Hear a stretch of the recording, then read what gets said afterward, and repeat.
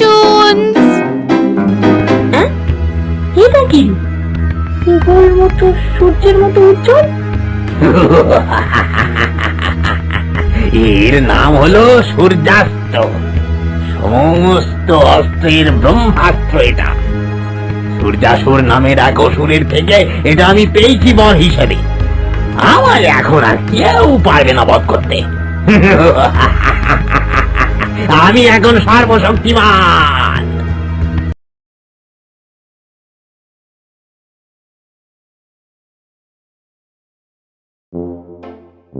কি রে বাবা, গণেশ, কার্তিক, লক্ষ্মী, সরস্বতী, তোদের সব ব্যাগ গোছানো হয়ে গেছে তো বাবা? আর কিন্তু বেশি দিন নেই পৃথিবীতে যেতে। ওখানে আমাদের জন্য সমস্ত জোগাড় হয়ে গেছে। পৃথিবী? কে যাচ্ছে এখন পৃথিবী? আমি তো যাচ্ছি না। পৃথিবীর এখন অবস্থা খারাপ, প্রচন্ড গরম, তার উপর তো রোজই ঝুট ঝামেলা লেগেই রয়েছে। নেতা মন্ত্রীদের সাথে মারামারি, প্রত্যেক দিনই তো ট্রেন দুর্ঘটনা ঘটছে গো। শুধু কি আর তাই, মানুষের মধ্যে সমস্ত ভালোবাসাও শেষ। মা, যদি দাদারা কেউ না যায় তাহলে আমিও যাবো না পৃথিবীতে।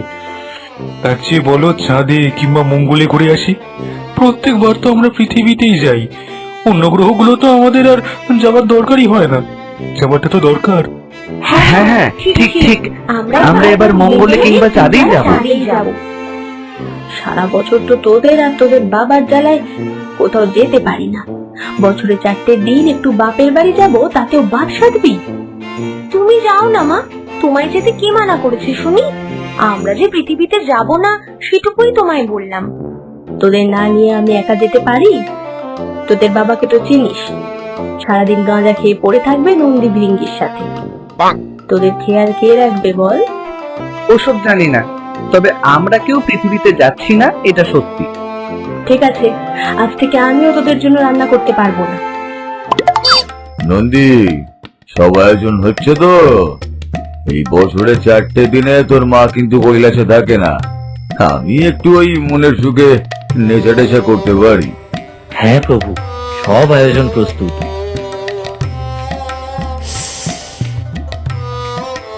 তুমি শুধু তোমার উৎসব নিয়ে আছো, এদিকে সংসারে কিছু খেয়াল রাখো। নন্দী, এবার তো প্রভুর জন্য আর কোনো আয়োজন করতে হবে না। আমি বাপের বাড়ি যাচ্ছি না। কেন কেন? ছেলে মেয়ে বলে যে কেউ যেতে চাইছে না, ওদেরকে তোমার পরিষদে রেখে যাবো কি করে? আমার মাথায় একটা বুদ্ধি এসেছে, শোনো এদিকে।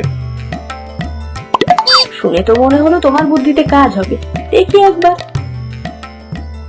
সরস্বতী, এই লক্ষ্মী, তোরা কি জানিস পৃথিবীতে এখন অনলাইন শপিং করা যায়? মানে মণ্ডপে বসে থাকবি আর ফোন থেকে অর্ডার করলেই এসে জিনিস দিয়ে যাবে। আর এগুলো ছাড়াও ওখানে আছে বড় বড় শপিং মল, 5তলা 7তলা করে বড় বড় মল। সেখানে কত রকমের জামা, শাড়ি, জুতো, মেকআপের জিনিস। আমি তো ভাবছিলাম তোদেরকেও শপিং মলে নিয়ে যেতাম। তোরা তো কখনো শপিং মল দেখিসনি, তাই তো এখন তোরা যদি না যাস তাহলে আমাকে একাই যেতে হবে অসুরকে নিয়ে। না না মা, কি বলছো? আমি তো যাবো। আমার তো একটাও ভালো ড্রেস নেই। এবারে গিয়ে আমি অনেকগুলো ভালো ড্রেস নিয়ে আসবো তাহলে। তুমি তো জানো মা, আমি লক্ষ্মী নই, জামা কাপড় নিয়ে আমি কি করব? সে তো আমি জানি মা, কিন্তু তুই কি জানিস কলকাতা ন্যাশনাল লাইব্রেরি আমাদের স্বর্গের লাইব্রেরি থেকে 10 গুণ বড়। তাছাড়াও আছে কলেজ স্ট্রিটের বই পাড়া, সে তো একেবারে বই প্রেমীদের স্বর্গ। আমিও যাচ্ছি তবে পৃথিবী। এই লক্ষ্মী, চল আমাদের ব্যাগগুলোকে আমরা গুছিয়ে নিই। সত্যি তার বুদ্ধিতে মোক্ষম কাজ হয়েছে। এবার রইল বাকি গণেশ আর কার্তিক। কার্তিক, ও বাবা কার্তিক, কি ভাবছিস বাবা জানলার দিকে তাকিয়ে? মা, তুমি আবার এসেছো যাওয়ার জন্য বলতে? না, আমি তোমাকে আগেই কিন্তু বলে দিয়েছি, আমাকে তুমি কিন্তু একেবারেই জোর করবে না যাওয়ার জন্য। ওখানে যত সব আনহেলদি ফুড, আর খেতে দেয় এত এত মিষ্টি, ওইসব খেয়ে আমার ডায়েটের তো একেবারে 12টা বেজে যাবে। এত ফিগার করে হবেটা কি? সে তো একটা মেয়েকেও পটাতে পারলি না, কবে থেকে দেখছি। আমাদের স্বর্গে কটাই বা মেয়ে আছে, পৃথিবীতে তো সুন্দরী মেয়ে একেবারে গিজ গিজ করছে। প্রতি বছরই তো ওরা মণ্ডপে আসে তোর সাথে সেলফি তুলতে। মা, তুমিও না। মণ্ডপে যারা আসে তাদের কি এভাবে বলা যায় নাকি? সেই সমস্যার সমাধান আছে আমার কাছে। তোকে না হয় একটা ম্যাট্রিমোনিয়াল অ্যাপে অ্যাকাউন্ট খুলে দেবো। ফোনে মেয়ে দেখবি আর পুজোর 4টে দিন দেখা করবি। এবার করে বলছো, তাহলে যাবই। যাক বাবা, তাহলে ঘরে এবার একটা বৌমা নিয়ে আসতে পারবো। মা, গণেশটাকেও তো রাজি করাতে হবে। সে তো চিন্তা নেই, আমি আগে থেকেই ভেবে রেখেছি সবকিছু। এই গনসা, গেলি কই? এদিকে আয়। ও লাড্ডু, এই শুধু লাড্ডু খেতে আমার আর ভালো লাগে না মা। আমি তো লাড্ডু আর মোদক ছাড়া সেরকম কিছু বানাতে পারি না, তবে আমি জানি ভালো ভালো খাবার কোথায় পাওয়া যাবে। কোথায় মা, কোথায়? আমাকে বলো কোথায়, এক্ষুনি যাবো। কোথায় আবার? পৃথিবীতে। পুজোর 4 দিন তো ওখানে বসে হরেক রকম খাবার মেলা, বুঝলি বোকা গণেশ? কিন্তু মা, আমি খাবার মেলায় গেলে যদি হারিয়ে যাই? না না, হারাবি কেন বাবা? একটা ফুড ব্লগারের সাথে তোকে পাঠিয়ে দেবো, বিনে পয়সায় ভালো ভালো সব খাবার খেতে পারবি। কিন্তু কি আর বলবো, তুই তো রাজি হবি না, তাই আমাকেই যেতে হবে একা। আমি রেস্টুরেন্টে দোকানে গিয়ে ঘুরবো আর খাবো। না না মা, কি বলছো? আমি যাবো, সঙ্গে আমার ইঁদুরও যাবে। আর তাড়াতাড়ি একটা ভালো ক্যামেরা এনে দাও তো। হ্যাঁ, ফুড ব্লগিং শুরু করলে ওটা আগে লাগবে।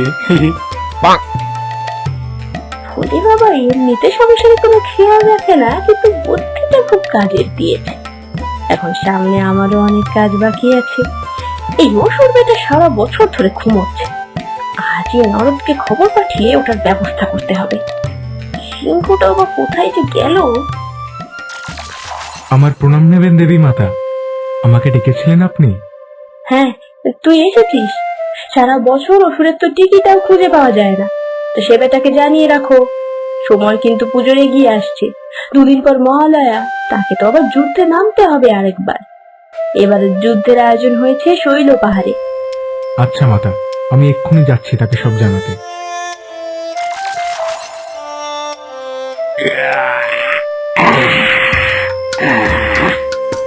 কি হে মহিষাসুর ভাইয়া, খবর কি? সময় তো চলে এলো, তা তোড়জোড় কেমন চলছে শুনি?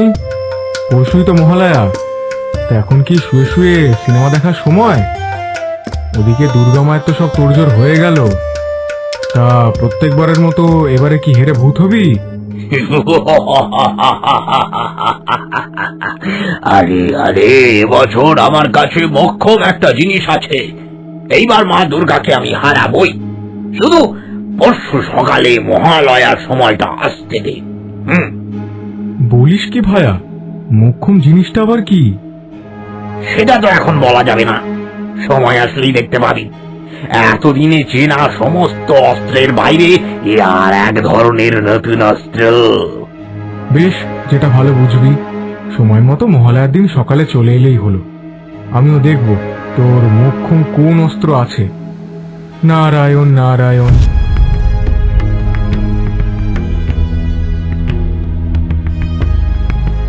তুই যতই চেষ্টা করিস না কেন অসুর, আমি তোকে প্রত্যেকবারের মতো এইবারেও হারিয়ে দেব। না না না না না, এইবারটি তার হচ্ছে না। এইবার আমার কাছে যা আছে না, তা দিয়ে প্রত্যেকটা গ্রহকে আমি নিজের বশে আনতে পারবো।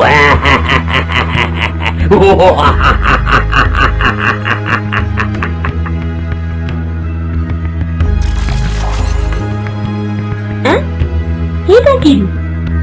গোল মতো সূর্যের মতো উজ্জ্বল। এর নাম হলো সূর্যাস্ত। সমস্ত অস্ত্রের ব্রহ্মাস্ত্র এটা। সূর্যাসুর নামের এক অসুরের থেকে এটা আমি পেয়েছি বর হিসেবে। আমার এখন আর কেউ পারবে না বধ করতে। আমি এখন সর্বশক্তিমান। এবার এই ত্রিশূল আমি এবার তোর বুকে গিঁথবো।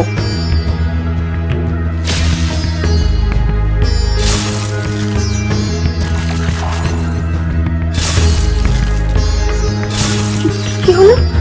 সমস্ত অস্ত্র এমন ভাবে কোথায় চলে যাচ্ছে? সাগরের তাপে ঝলস পাচ্ছে কেন? এটাই তো সূর্যাসুরের আসল খেলা। সূর্যের তাপে যেমন সমস্ত কিছু পুড়ে ছারখার হয়ে যায়, তেমনি এই সূর্যাসুরের তাপেও সমস্ত অস্ত্র পুড়ে ছাই হবে। কোনো অস্ত্র পারবে না একে ভেদ করে এগিয়ে আসতে। এর তাপে জ্বলে যাবে সমস্ত শরীর। তাহলে কি এবার মহালয়া বদলে যাবে? আমি একবার পড়েছিলাম জরাসুর, সূর্যাসুর এই সমস্ত অসুরের পুজো প্রাচীনকালে হয়েছে। বহু কঠিন সাধনা দ্বারা এর বর লাভ করা যায়। ওই মহিষাসুর ব্যাটার পেটে পেটে এত শয়তানি ছিল তা তো আগে জানতামই না। না না, এই হতে পারে না। মা ঠিক জিতে যাবে। তাহলে এবার কি আমাদের আর মরতে যাওয়া হবে না? মা কি হেরে যাবে? সর্বনাশ! তাহলে এতগুলো দিনের সমস্ত কিছু এবার কি বদলে যাবে? মহিষাসুরকে তাহলে জিতে যাবে? এতে মেয়েদের সম্মান নষ্ট হবে। এর ফলে এতদিনে এত পুরাণ, এত বই, এত গান সবকিছু বদলে যাবে। মা দুর্গার কি কোনো শক্তি নেই? সূর্যাসুরের শক্তি তাহলে মা দুর্গার শক্তির চেয়ে বেশি বড় হয়ে যাবে। এটা কোনোভাবেই সম্ভব নয়। নয়, যে করেই হোক এতগুলো মানুষের মুখ চেয়ে আমাকে এই লড়াই জিততেই হবে। কি হলো? আর তো বেশি সময় নেই। এর মধ্যেই যা করার করতে হবে, নাকি এবার থেকে মহিষাসুর মর্দিনীর সংজ্ঞাটাই পুরো বদলে যাবে? চুপ কর তুই। নারী শক্তি তুই চিনিস না। মেয়েদের শক্তি সাংঘাতিক হয়। আমি বুঝে গেছি আমায় ঠিক কি করতে হবে। এবার শুধু তোর দেখে যাওয়ার পালা। এখন আমি আমার আশেপাশে প্রচুর গাছকে আহ্বান করব। একমাত্র গাছ সূর্যের শক্তিকে শোষণ করে পৃথিবীকে ঠান্ডা রাখে। তাই সূর্যাসুরের সমস্ত তাপ শক্তি একমাত্র শুষে নিতে পারে গাছ।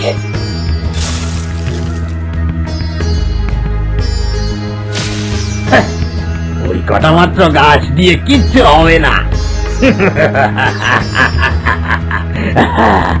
সূর্যাসুরের শক্তি অনেক। এই কথা না, আরো আসছে। তুই করেই দেখ যা করা।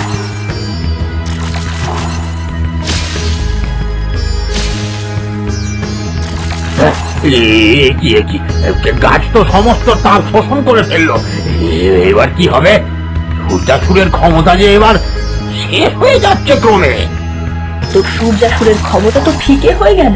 এবার তুই কি করবি?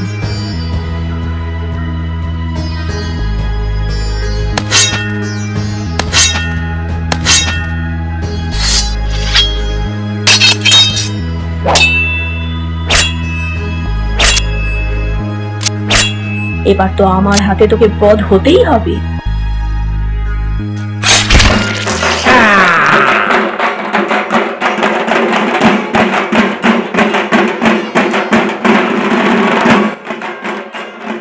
আমার যা ভয় লেগে গিয়েছিল। এতদিনের একটা নিয়ম মহিষাসুর এমন ভাবে বন্ধ করে দেবে, এটা ভাবতেই আমার বুকের ভিতর কেমন যেন একটা করছিল। আচ্ছা, একটা জিনিস বুঝতে পারলাম না, যুদ্ধের মাঝে মা হঠাৎ গাছকে কেন আহ্বান করলো?